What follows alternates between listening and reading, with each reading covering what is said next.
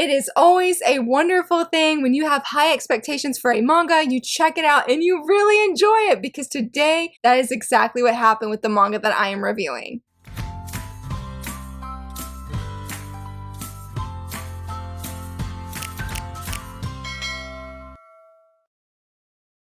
Hello friends, happy Friday. So very excited that you're here. I'm doing a first impressions kind of manga review for today. This is an upcoming anime, and I don't actually remember what came first to say that. I don't know if it was the manga announcement that came first or the anime announcement, but either way, when I saw it, I was curious about it because there was like no hype for it. So it must have been the manga, and I'm like, okay, it's by Vertical. I've had very good success with Vertical. Miss Miyazin, would love to get closer to you. That is what I'm like specifically thinking of. But I feel like I've had a high success rate with Vertical, and I think like, was it Flying Witch, which I need to go pick up from my library today. That is ready for pickup, and that is also by Vertical, and I've heard great things about that series as well. So what manga am I reviewing today? It is a long one. In fact, I think this might be the longest manga title I have in my collection. You can check out this video here where my kids quiz me on my manga collection, with one of the questions being, what is the longest manga title in your collection? I think this one has it beat, but this is the name of the title. I'm giving the disgraced noble lady I rescued a crash course in naughtiness. I'll spoil her with delicacies and styles to make her the happiest woman in the world. That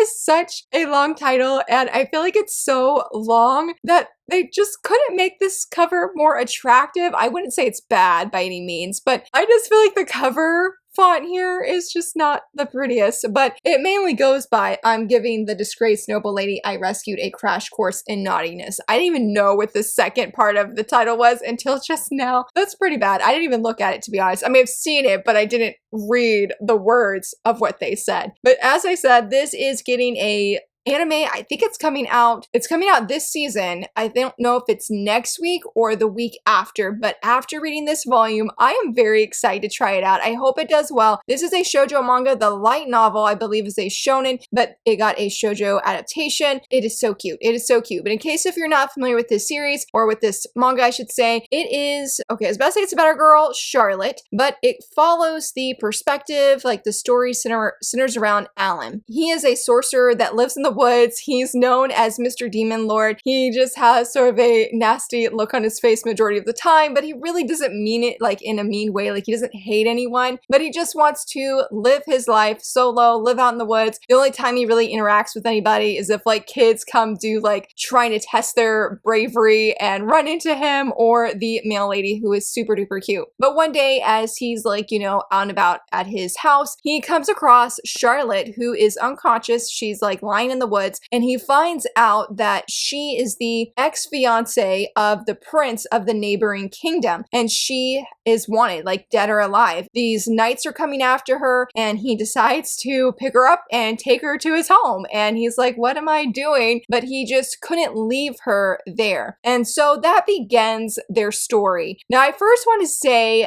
I thought this was going to be a romance, and I feel like the ending of this volume strongly points that it is going to be a romance. I mean, I couldn't see these two with any other people, to be honest, but I do think that's like something I wanted to note first. I feel like there's romantic elements, but I don't feel like it's a romantic story. I feel like that sounds weird, and I was trying to like pinpoint exactly what it is, and I'm like, I don't really know. This is a very lighthearted and fun story, and I guess maybe what I should have said first, this is not a naughty story, and I love the naughty joke that runs in this, because the whole point of it is when Alan, and that's part of the blurb, I do apologize, but is when Alan brings her into his home, he realizes that even though she's the daughter of a duke, she has been treated so horribly. It's like in the public eye, she's treated well and very respectfully, but at home, she is lesser than a servant. She has never experienced happiness. I mean, like, her happiest memory involved spoiled food. And it was like,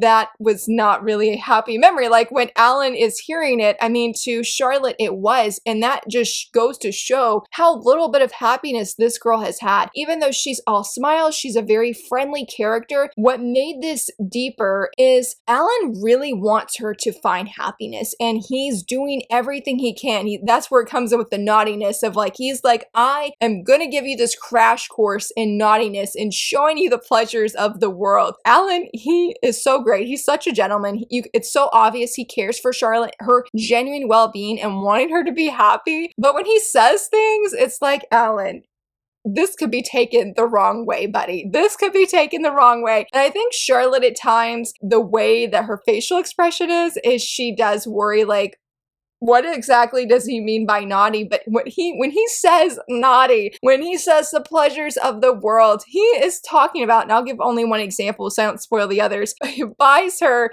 a bunch of cake and he's like, here you go. This is what we're eating for dinner. We're not eating anything else, so go ahead and enjoy. And she's like, what? This cake is gonna be our dinner? Like, no. And he's like, this is naughty and you're going to eat it and you're gonna like it. She's like, why are you doing things like this for me? Spending money for my well-being, for my happiness. And he's like, I just want you to be happy. And it was a really moving part, and it didn't have all the shoujo sparkles that I anticipated when that confession comes out, so to speak. It didn't have that, but it was very powerful with those moments. Like, they start off small, but as the volume goes on, it gradually gets deeper. And there were some moments that my heart just really felt like it was squeezing, because it's very funny, very lighthearted, very clean. Then you'll just have where Alan has these insights, I guess you would say, to Charlotte and what she's going through, because she has, like I said, barely had any happiness in her life, and everybody has abandoned her. Nobody believes her when she says that she's innocent. And that was part of the beginning, is Charlotte's like, the newspaper says that I am wanted, dead or alive, you could hand me over. And he's like, I'm not going to do that. I have been betrayed by people too.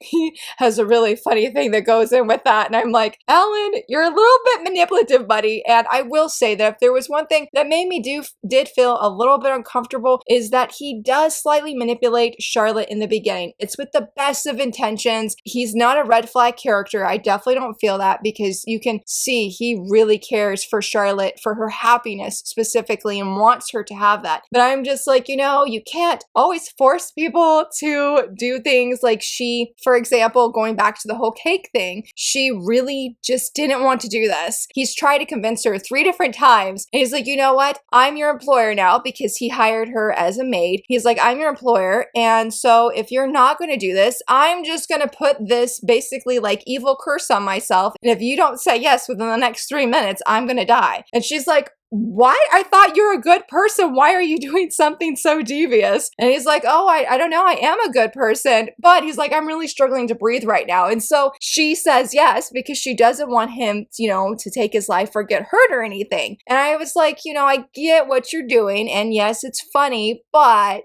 I didn't really appreciate how you manipulated Charlotte in that regard, even though it had the humor there. And again, he had the best of intentions. It was times like those, it just, at that moment, it didn't really, like, here we go, like, it just really didn't sit well with me. Even though I said it's really funny, Alan he is such a great hero. He's very easy to cheer for, especially when he gets called out in the beginning, where I think it was like, you have a phobia of people, but you also want to please people at the same time. Like, how does this work? And I think that's really true. And so he does even mention, like, bringing Charlotte into his home is like the worst idea ever, but he can't abandon this young woman when he's like, I know that you're innocent, that you have not done anything. And I was so with Alan when he's like, I just want to, like, he has this plan. He's like, if I could, I would follow this plan, get rid of all of her enemies, the fiance or ex-fiance, her father, like all these rotten things that these people have done. He's like, I would just get rid of them and we could just live happily ever after. But he's like, I can't do that because of all this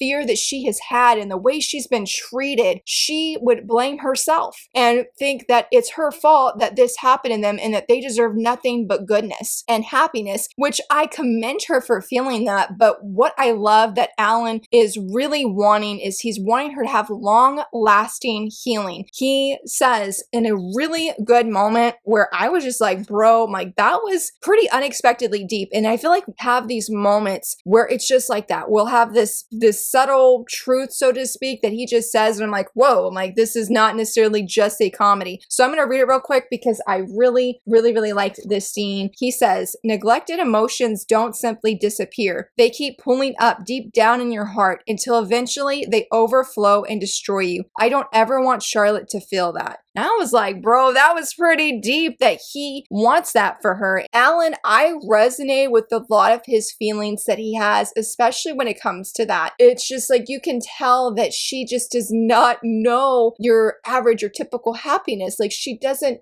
know what that is. She doesn't know how to experience that. She's getting happy over counting the grains in the floorboard. This is not normal. And Alan is setting out to change that. In a way, she's sort of like a damsel in distress, like Charlotte is, but she is just rescued in a not a traditional sense because she's getting this crash course in what it means, how it means to live happy, to be happy. And he spends money on her doing what he can. Like he makes a promise, I'm gonna make you the happiest woman in the world. And even he's like, why am I getting so invested? But he's like, I just can't leave her here in what she's feeling, even if she's not showing or conveying anything, but just a little bit of like when he asks her questions of, you know, how did your family treat you? Like, did they make you clean all day? And she sort of does like a nervous chuckle and laughs it off. And he knows like, yeah, there's something more to it because otherwise she's just smiling and seeming really happy. And I loved how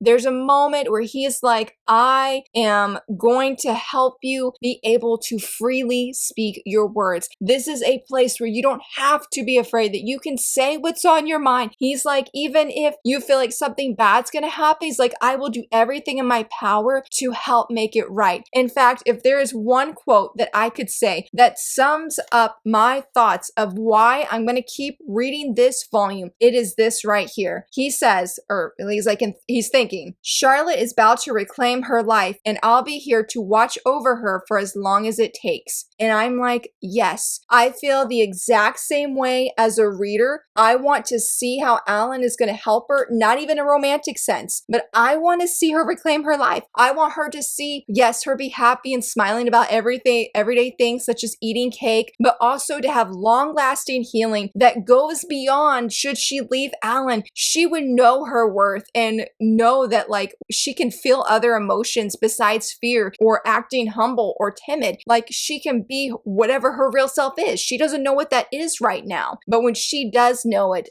that is what I'm here for. That is what I want to see. And as I'm going to see that hopefully at some point within these volumes, because I do have volume 2 on pre-order, I have volume 3 in my cart ready for me to check that one out eventually. I am here for the comedy as well. I want to see the best intentions by Alan, but not always saying the best things to deliver those best intentions. It is such a gold of a story. It's a gem of a manga that I hope that will not be too hidden on people's radar because it's a lighthearted story, but like I said, you're getting deeper themes, and I think that's just going to continue throughout this series. If it doesn't, I'm going to be really upset. You guys will hear me say that if it ever happens and it goes that route. I really don't think it is, and I just want to say too that the original creator of this series, the light novelist, he talked about how he's a fan of his own manga. Like he's like, I've just pushed my author self aside and just be a devoted reader, and I love that. You can see his passion and excitement for his own story. Like I really enjoyed that. That actually boosted my own enjoyment of this series, seeing his own excitement for it. And I hope that I have made this review, this volume, intriguing to you, that you'll go check it out. If you have read it, please don't hesitate to let me know because I don't know anybody else who has read this right now. I don't know anybody else that even has this on their radar. Hopefully the anime really delivers for this series and making it look really interesting. It is going to be a fun and wild ride, I think, that just really gives those heart squeezes in the moments you really don't expect it. The characters are great, the story is great, the art is great, and I cannot wait to read more. If you enjoyed this review, please give it a thumbs up and subscribe, and thank you so much for watching. Bye!